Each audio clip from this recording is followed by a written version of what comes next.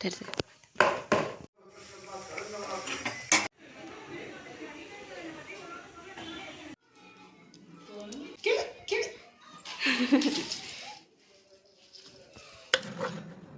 Hi all, welcome back to my new blog. ಎಲ್ಲರಿಗೂ good morning.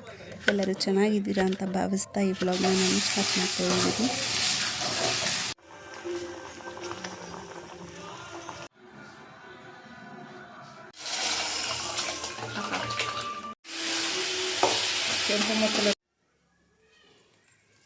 ದೀಕ್ಷೆ ಏನು ಮಾಡ್ತಿದ್ಯಾ? ಚಪಾತಿ ಉಚ್ತಿದ್ಯಾ?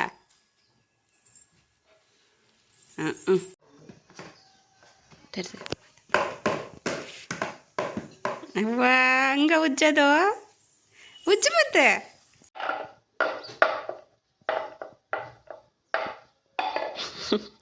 ಉಜ್ತದ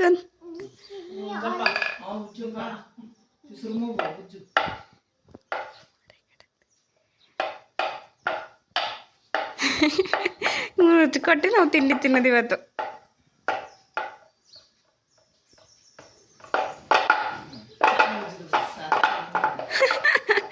ಸಖತ್ತಾಗಿ ಬಂತು.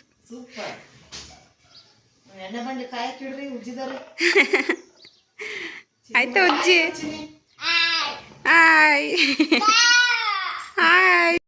ಮತ್ತು ಹೀಗೆ ಪಾಪು ಯಾವಾಗಲೂ ಏನಾದರೂ ಕಲಸಿಟ್ಬಿಟ್ರೆ ನಾನು ಉಜ್ಜಿದ್ದೀನಿ ಅಂತ ಹೇಳ್ಕೊಂಡು ಕುತ್ಕೊಂಡು ಆಟ ಆಡ್ತಾ ಇರ್ತಾನೆ. ಅವನು ಹಾಗೆ ಅವನು ನೋಡಿಕೊಂಡು ಜೊತೆಯಲ್ಲಿ ನಾವು ಉಜ್ಕೊಂಡು ತಿಂಡಿ ರೆಡಿ ಮಾಡ್ಕೊಂಡ್ವಿ. ಅಮ್ಮ ಇಲ್ಲಿ ತರಕಾರಿ ಸಾಗು ಕೂಡ ಮಾಡಿದರು. ಅದಾದಮೇಲೆ ಸ್ವಲ್ಪ ಬಿಸಿಲು ಚೆನ್ನಾಗಿ ಬರ್ತಾಯಿತ್ತು ಅಂತ ಹೇಳ್ಬಿಟ್ಟು ಇಲ್ಲಿ ಸಾಂಬಾರು ಪುಡಿ ಮಾಡಿಸೋದಕ್ಕಮ್ಮ ಕರ್ಬೇವಿನ ಸೊಪ್ಪು, ತೊಗರಿಬೇಳೆ, ಕಡಲೆ ಮತ್ತು ಕಡಲೆಕಾಳು, ಮೆಣಸಿನ್ಕಾಯಿ ಮತ್ತು ಧನಿಯಾ ಇದಿಷ್ಟನ್ನು ಒಣಗಾಕಿದ್ರು. ನಾನು ನೆಕ್ಸ್ಟ್ ಬ್ಲಾಗಲ್ಲಿ ಅಮ್ಮ ಹೇಗೆ ಸಾಂಬಾರು ಪುಡಿ ಮಾಡಿಸ್ತಾರೆ ಅಂತ ಹೇಳ್ಬಿಟ್ಟು ವಿಡಿಯೋ ಮಾಡಿ ಹಾಕ್ತೀನಿ. ಇವಾಗ ಜಸ್ಟ್ ಒಣಗಾಕಿದ್ರಲ್ಲ, ಹಾಗೆ ಕ್ಲಿಪ್ಪಿಂಗ್ಸ್ನ ತೊಗೊಂಡೆ. ಇಡ್ಕ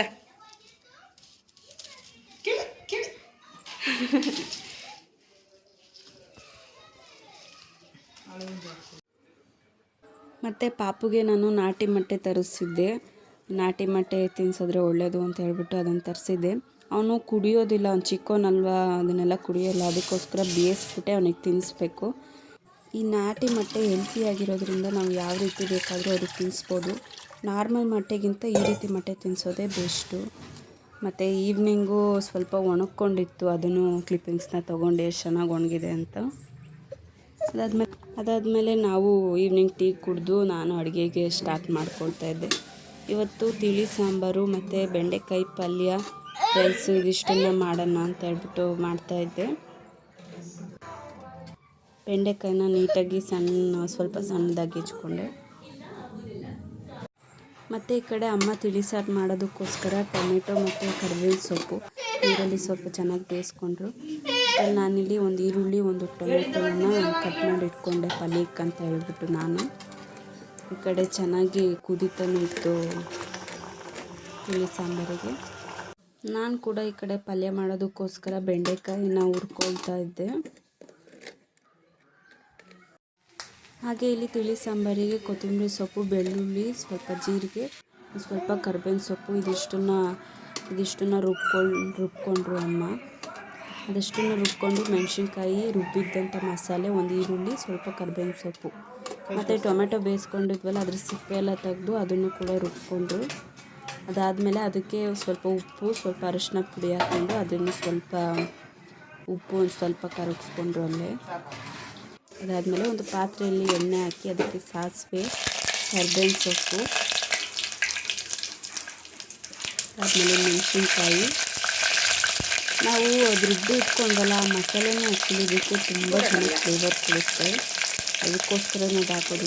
ತುಂಬ ಘಮ ಅಂತಿರುತ್ತೆ ಮನೆಯಲ್ಲಿ. ಮೆಣಸಿನ್ಕಾಯಿ ಹಾಕಾದ್ಮೇಲೆ ಈರುಳ್ಳಿ ಹಾಕಿದ್ರೆ ಎಣ್ಣೆಯಲ್ಲಿ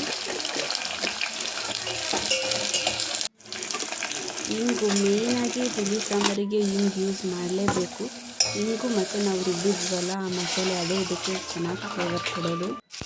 ಆದಮೇಲೆ ನಾವು ಟೊಮೆಟೊನ ಸಿಪ್ಪೆ ತೆಗೆದು ರುಬ್ಬಿಟ್ಕೊಂಡಿದ್ವಲ್ಲ ಅದನ್ನು ಹಾಕಿ ಅದನ್ನು ಜಾಸ್ತಿ ಆ್ಯಕ್ಚುಲಿ ಕುದಿಸ್ಬಾರ್ದು. ಅದೇ ಮೇಯ್ನು, ಜಾಸ್ತಿ ಕುದಿಸೋದಕ್ಕೆ ಹೋಗ್ಬಾರ್ದು. ತುಂಬ ಚೆನ್ನಾಗಿತ್ತು ಅಷ್ಟೇ, ಅದು ಸಿಂಪಲ್ಲಾಗಿ. ಇದಾದ್ಮೇಲೆ ಈ ಕಡೆ ಬಂದು ಬೆಂಡೆಕಾಯಿ ಪಲ್ಯ ಮಾಡಬೇಕು ಅಂತ ಒಗ್ಗರಣೆ ಕೊಟ್ಕೊಳ್ತಾ ಇತ್ತು. ತುಂಬ ಸಿಂಪಲಾಗಿ ಮಾಡಿದ್ವಿ, ತುಂಬ ಚೆನ್ನಾಗಿತ್ತು. ಮತ್ತು ಇಷ್ಟು ಕುದಿಯೋದಕ್ಕೆ ಅಂದ ತಕ್ಷಣ ಆಫ್ ಮಾಡೋದಕ್ಕೆ, ಜಾಸ್ತಿ ಕುದಿಸೋದಕ್ಕೆ ಹೋಗ್ಬಾರ್ದು, ಅದಾಗಲೇ ಅದಕ್ಕೆ ಹಾಗೆ ನಾನು ಕೂಡ ಈ ಕಡೆ ರೈಸಿಗೆ ಇಕ್ತಾ ಇದ್ದೆ.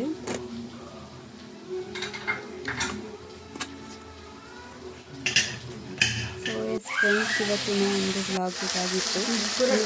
ನೆಕ್ಸ್ಟ್ ವ್ಲಾಗ್ ಜೊತೆ ಸಿಗ್ತೀನಿ. ಅಲ್ಲಿ ಬಾಯ್.